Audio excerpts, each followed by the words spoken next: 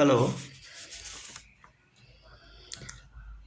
આપણે ખોરાકમાં તેલ મરચાંવાળી સ્વાદિષ્ટ વાનગીઓ જેવી કે સમોસા ખાઈએ તો શરીરમાં એસિડ અને વાયુનો પ્રકોપ થાય. તેમ ઘણા લોકો સાથેના વ્યવહાર એટલે કે એમના વાણી વર્તનથી આપણા મનમાં વિષ ઉત્પન્ન થાય અને મનના ખૂણામાં સંગ્રહાયેલું આ વિષ આપણા સ્વભાવ, સ્વાસ્થ્ય, આપણી નિંદ્રા, ભૂખ, પાચન શક્તિ વગેરે પર ગંભીર આડઅસર ઉત્પન્ન કરે છે. કહેવાય છે કે a healthy mind stays in a healthy body, but at the same time a healthy mind is needed for a healthy body. ઘણી વખત જેના વાણી વર્તનથી આપણા મનમાં વિષ ઉત્પન્ન થયું હોય તેને તો કંઈ અહેસાસ કે અફસોસ પણ ન હોય અને એ તો પોતાના વાણી વર્તનને ભૂલી પણ ગયા હોય, પરંતુ એ વિષ આપણા મનની શાંતિને સતત આણતું હોય.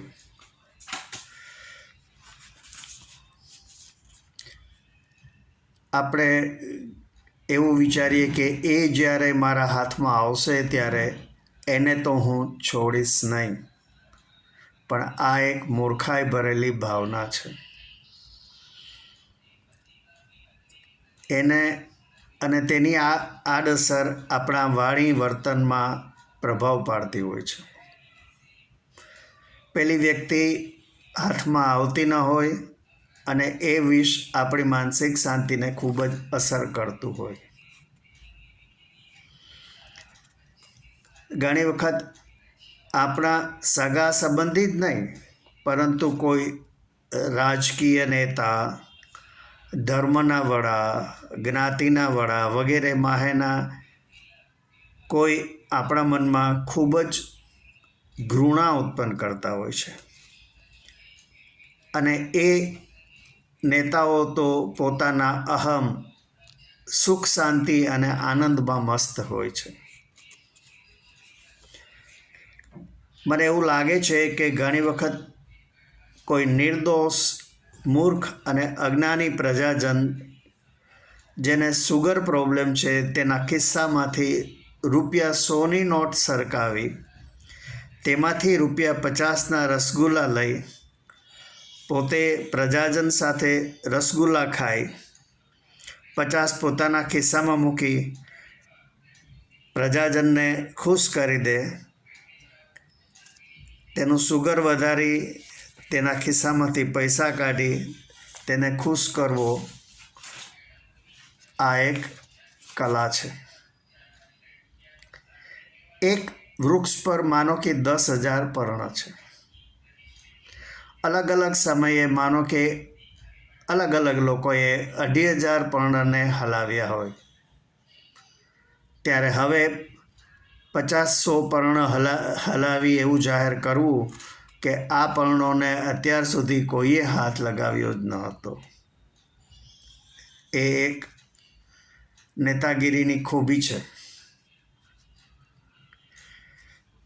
જિંદગીમાં ક્રોધ ન કરવો, ઈર્ષ્યા ન કરવીનો ઉપદેશ આપનારા સ્વામીને જો કોઈ ધીમેથી કહે કે આજકાલ ફલાણા સ્વામીના સત્સંગમાં બહુ લોકો જાય છે, ત્યારે એ પોતે જ કહેશે, પહેલાં એને કશું આવડતું નહોતું, આ બધું એ તો મારી પાસેથી શીખ્યો છે.